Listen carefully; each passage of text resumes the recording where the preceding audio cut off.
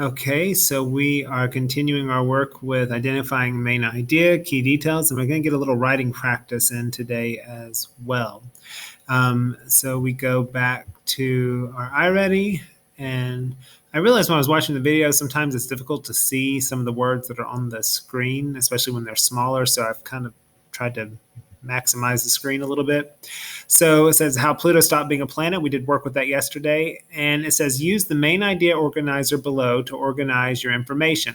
So they're doing this to help us. Sorry about that. They're doing that to help us work with our writing.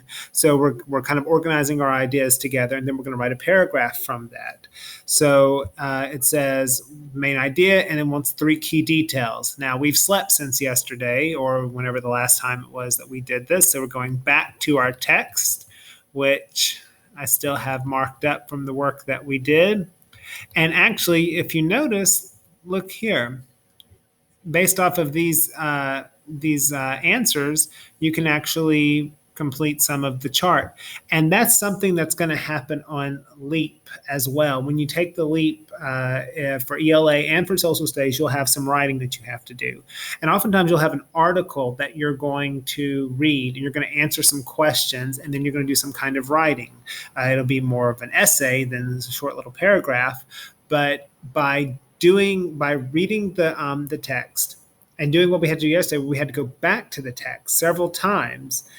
You'll find that you'll be able to do your writing because you've read the text, you've had to look for the main idea or some key details, and therefore you comprehend, you understand the text better than if you just read the text and then had to write about it.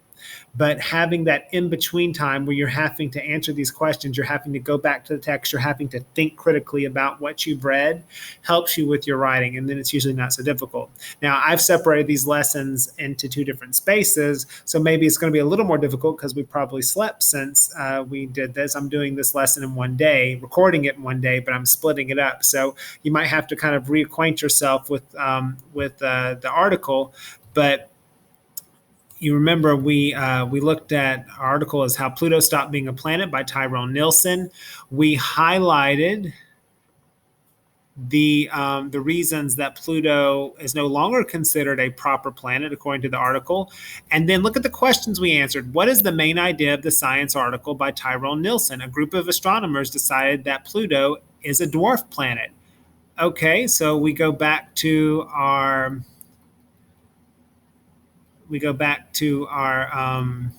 organizer. What's the main idea? Well, goodness, we already have that complete. So let's go ahead and do that here. Let's go up a little bit and let's expand it. And there we go. The main idea, and real quick, and especially for my virtual students, sometimes you might be like, why is he doing this the way he's doing it? In class, I'm oftentimes handwriting these things with it being projected on the active board, and sometimes I'm using more complete sentences and more details in those sentences than what students would do on their own. The reason I'm doing that is the more you do in your preparation, the less you have to add to it when you're actually writing later on. The more information you include, the more you have to draw from when you have to put it into like a paragraph form or multi-paragraphs or an essay. And so I'm not going to just put main idea, Pluto is a dwarf planet. That's too simple of a sentence. Remember, we're in middle school, so we're going to try to expand our writing more. The main idea of the article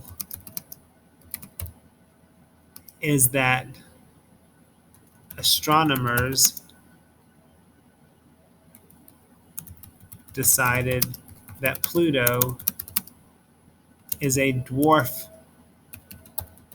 planet rather than a regular one. I don't quite like the wording there, rather than a regular planet. And let's put is that astronomers, let's say,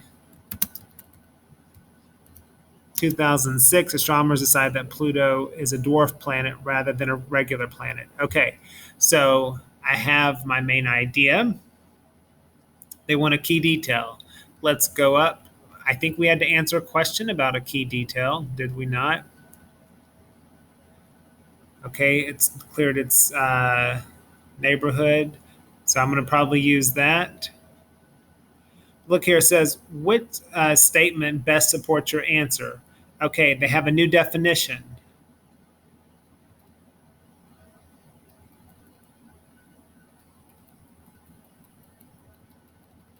Okay, so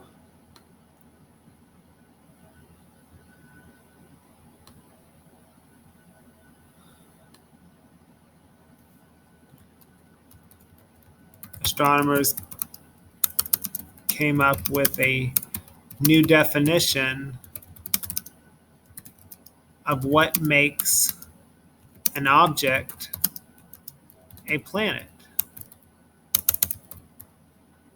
Okay, and we know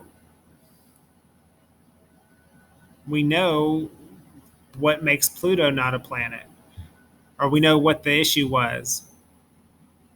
So let's put that. And if you forgot, you'd scroll back up and look at question 2. One thing a planet must do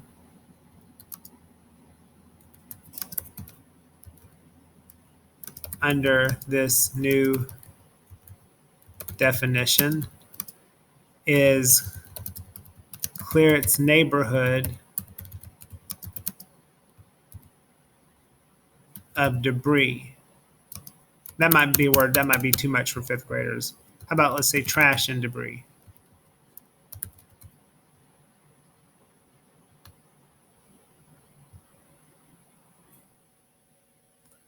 Okay.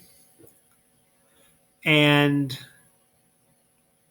does Pluto do that? No.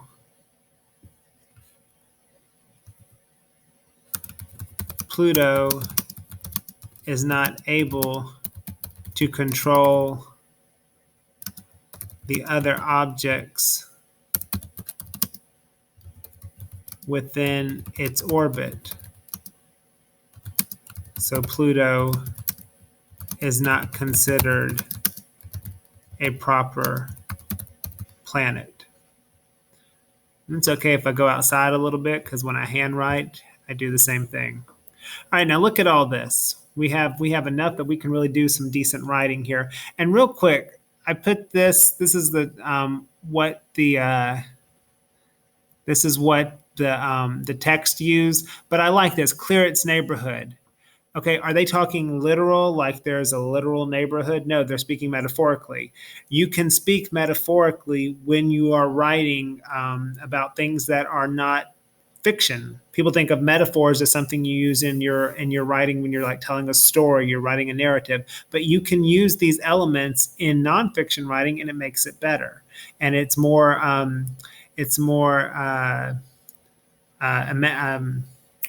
I just had a moment there where I couldn't think. It creates an illustration in your mind.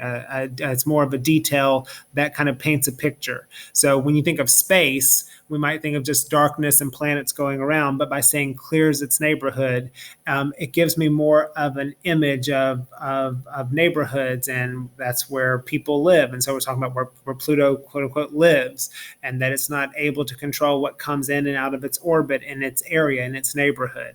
And that's just one of those quick things that will, when you think about including things like that in your writing, those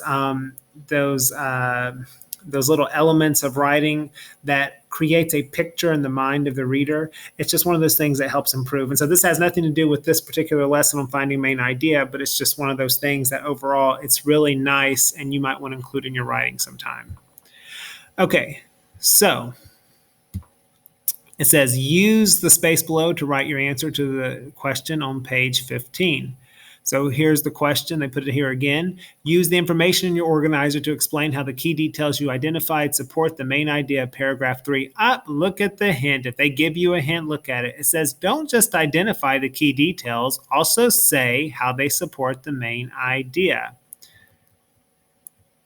And if you noticed, Right here, where we say Pluto is not able to control the other objects within its orbit, comma, so Pluto is not considered a proper planet. I did it right there. I went ahead and did it in the key detail. And that's why I said sometimes doing more in those organizers, because I've noticed sometimes students, when they have to do the organizers on their own, they oftentimes will write like a phrase. Sometimes it's not even a proper sentence. And when it is a proper sentence, it's usually a very simple sentence. And then when they have to write a paragraph, it's coming up with more words and trying to expand.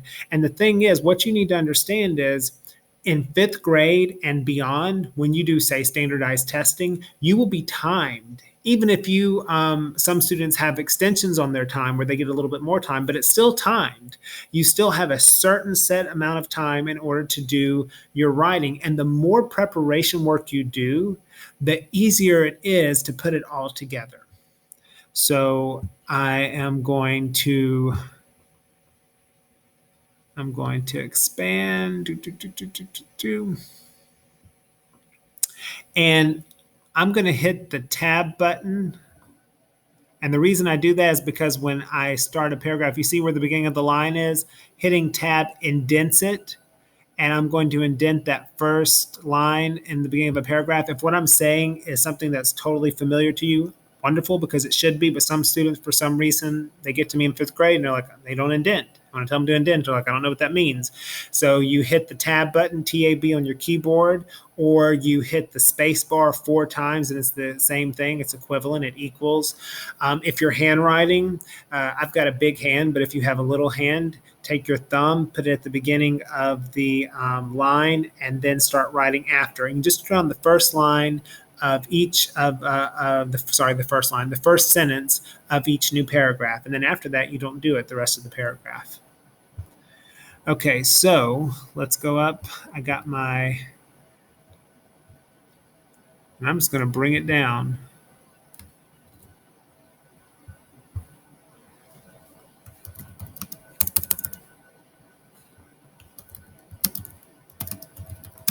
The main idea, don't do that, don't do that.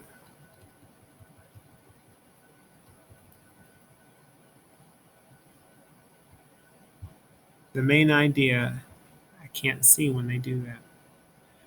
And I know I could copy and paste, but I'm trying not to be lazy, because I know that when you're having to do it, you can't just copy and paste on the test. The main idea of the article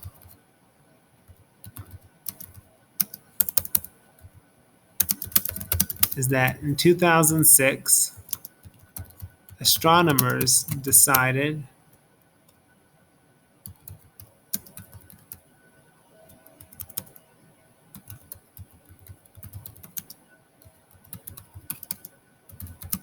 that Pluto is a dwarf planet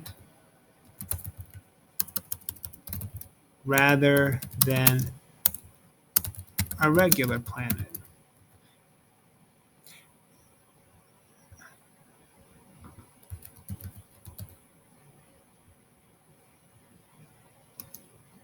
Okay, now I can put this sentence completely. I can also use transitions.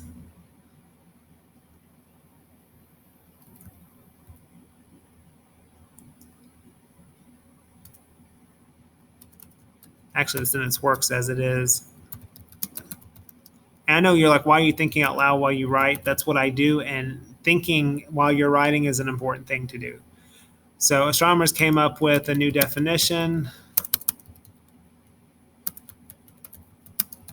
of what makes an object a planet. No, I'm good. One thing a planet must do under this new definition.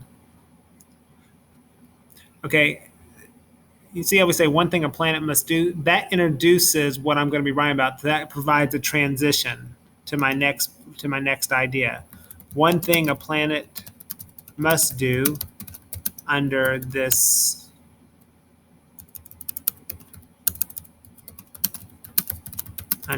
new definition is clear its neighborhood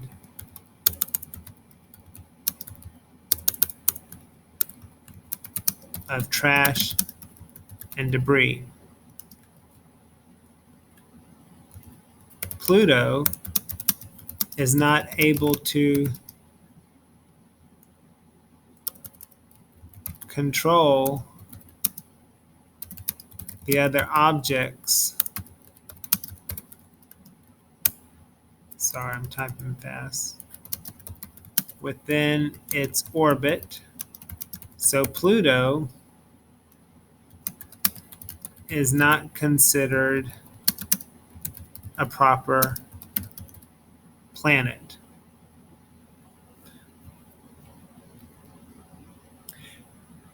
And if I put a period there, and I had this would be a good concluding sentence, but I've just kind of attached it to my last key detail. And actually, one thing you can do to make it just a little bit better, the main idea, let's put the actual title, just to make your writing a little bit better. How Pluto Stopped Being a Planet. The main idea of the article, actually, let's put the Tyrone Nielsen's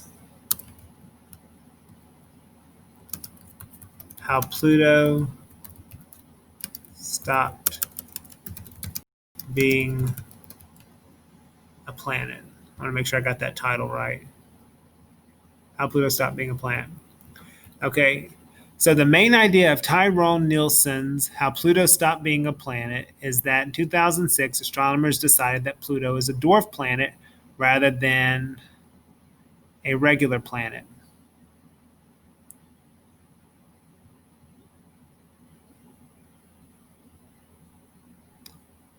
Astronomers came up with a new definition of what makes an object a planet. One thing a planet must do under the new definition is clear its neighborhood of trash and debris. Pluto is not able to control the other object within its orbit, so Pluto is not considered a proper planet. Good. And I will tell you a difference is if you were in class and we had the workbooks in front of us, you'd be handwriting this. And that would not fit in that section. That would probably go over. But I do that for a reason. Because we write so much more in class, if you can get used to including all the proper details, if you won't make shortcuts, then your writing will improve much quicker towards the beginning of the year, and then you'll move into becoming a better writer over the course of a year. If you wait, a lot of my students do at the beginning of the year, they're like, no, I don't, they try to make the shortcuts. If we can get it through our minds that the way to be better writers is to do the extra work, to write the extra phrases, to think about what we're writing, and not say, well, I'll fix it later on. It makes for us growing our writing abilities, our writing skills, and it just makes for us being better writers in general. Okay, so that is it.